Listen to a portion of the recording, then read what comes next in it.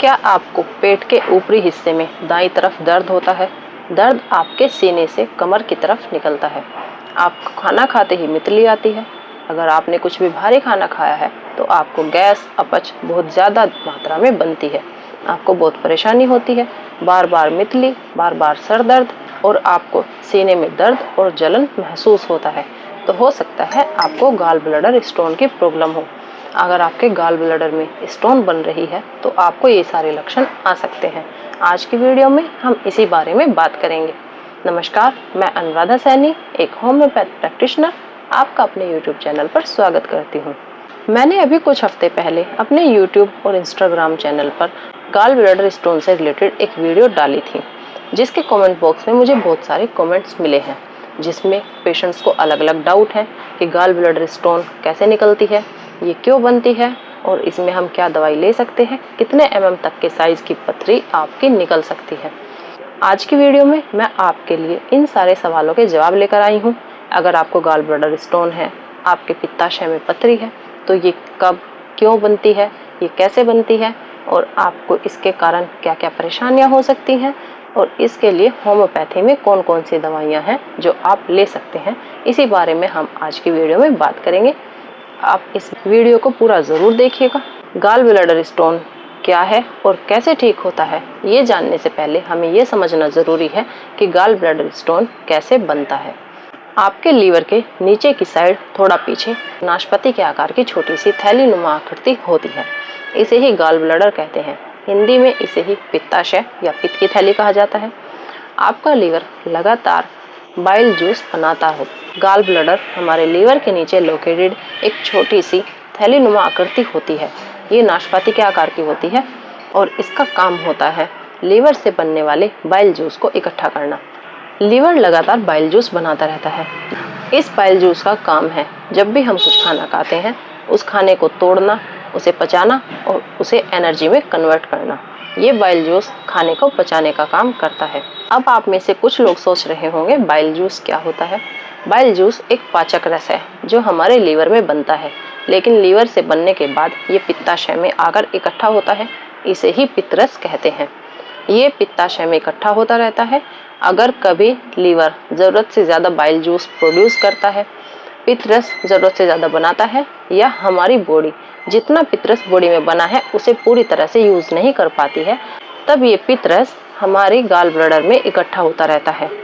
अब पुराना रस जो इकट्ठा हो रहा है वो धीरे धीरे पुराना पड़ते पड़ते सड़ना शुरू हो जाता है। ये रस पुराना पड़कर सड़कर इकट्ठा होते होते एक पथरी का रूप ले लेता है। पहले आकार में छोटा होता है, फिर धीरे धीरे ये पथरी बड़ी होती जाती है। इसे ही गॉल ब्लैडर स्टोन कहा जाता है। अगर आपको गॉल ब्लैडर में स्टोन बन रहा है तो आपको सीने में जलन, आपको दाहिनी तरफ दर्द और दर्द जो कमर में निकल रहा होगा महसूस होगा। आपको बार बार मितली आएगी। थोड़ा सा भी भारी खाना खाते ही आपको पचाने में परेशानी होगी। आपको बहुत गैस बनेगी और सीने में जलन के साथ साथ बार बार उल्टी जैसा महसूस होगा। अब बात करते हैं होम्योपैथिक मेडिसिन की, कि homeopathic medicine gall bladder stone पर कैसे काम करती हैं। ये दवाइयाँ आपके गॉल ब्लैडर में जो पित्तरस पथरी के फॉर्म में बन चुका है उसे धीरे धीरे वापस पिघलाना शुरू करती हैं। ये दवाइयाँ आपके स्टोन को पिघलाकर उसे धीरे धीरे घोलकर वापस रस बनाना शुरू करती हैं और रस के फॉर्म में आकर उसे वापस लिक्विड फॉर्म में कन्वर्ट करती हैं, जिससे वो धीरे धीरे आपके पित्ताशय से बाहर निकल सके। होम्योपैथी में गॉल ब्लैडर स्टोन को डिसॉल्व करने के लिए जिस दवाई का नाम सबसे पहले लिया जाता है, ये है कार्डवस मैरिनस।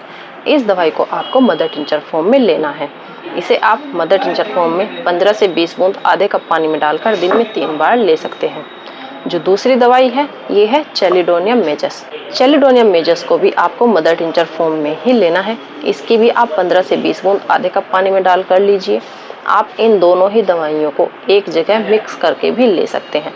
एक बड़ी शीशी ले लीजिए, उसमें दोनों दवाइयों को मिक्स कर लीजिए और इन्हें आप 15 से 20 बूंद आधे कप पानी में डालकर दिन में तीनों टाइम लीजिए। इसी के साथ साथ एक दवाई और है जो आपको गॉल ब्लैडर स्टोन होने पर बहुत अच्छा रिजल्ट देती है। ये श्वाबे कंपनी की है। यह है पेंटार्कन 23। इसे PTK 23 ड्रॉप कहते हैं और इसे भी आप 20-20 बूंद आधे कप पानी में डालकर दिन में 3 बार लें। इस दवाई में भी जो मेन मेडिसिन डाली गई है ये कार्डवस ही है, लेकिन इसके साथ साथ इसमें 3 और दवाइयों का कॉम्बिनेशन डाला गया है, क्वाशिया आम्रा, एसिडम हाइड्रोफ्लोरिकम और ओरम म्यूरिटिकम। इन तीनों दवाइयों को कार्डवस के साथ मिलाकर एक बेहतरीन कॉम्बिनेशन होम्योपैथी में तैयार किया गया है, जो आपके गाल ब्लैडर स्टोन को डिसॉल्व करता है।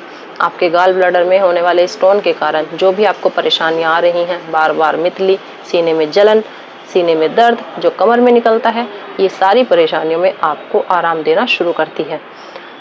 इन सारी परेशानियों में तो आपको 2 से 4 दिन में आराम आने लगता है, लेकिन अगर आपकी गाल ब्लैडर में स्टोन है तो उसे डिसॉल्व होने में टाइम लगता है। आपको कुछ महीने ये दवाई लगातार लेनी है। आप जब ये दवाई लेना शुरू करें तो उसके पहले आप एक बार टेस्ट ज़रूर कराएं कि आपकी जो गाल ब्लैडर में स्टोन है वो कितने mm का है। उसके बाद ये दवाइयाँ आप लेना शुरू करें। मैं एक बार फिर से बता देती हूँ, PTK 23 ड्रॉप, इसकी 20-20 बूंदे आधे कप पानी में डालकर लीजिए। कार्डवस मेरिनस मदर टिंचर और चैलिडोनियम मेजस का मदर टिंचर, इन दोनों दवाइयों को आप एक जगह मिला लीजिए और उसके बाद 20-20 बूंद आधे कप पानी में डालकर इनकी भी लीजिए।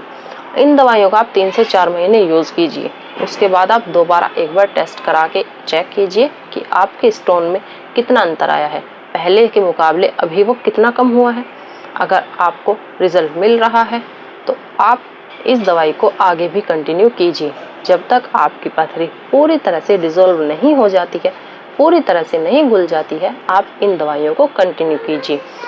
पथरी के कारण जो आपको परेशानियां हो रही हैं उनमें जल्दी आराम मिलेगा, पथरी को घुलने में टाइम लगेगा, लेकिन आप इन दवाइयों को लेते रहेंगे तो आपको ज़रूर फायदा होगा। अगर गाल ब्लैडर स्टोन से रिलेटेड आपके कोई और क्वेश्चंस भी हों, आपको कोई और सिम्टम भी आ रहे हों, तो आप कमेंट बॉक्स में शेयर कर सकते हैं, अपना क्वेश्चन आप पूछ सकते हैं। अगर वीडियो अच्छी लगी हो तो लाइक ज़रूर कीजिएगा। अगर किसी को प्रॉब्लम हो तो वीडियो शेयर ज़रूर कीजिएगा।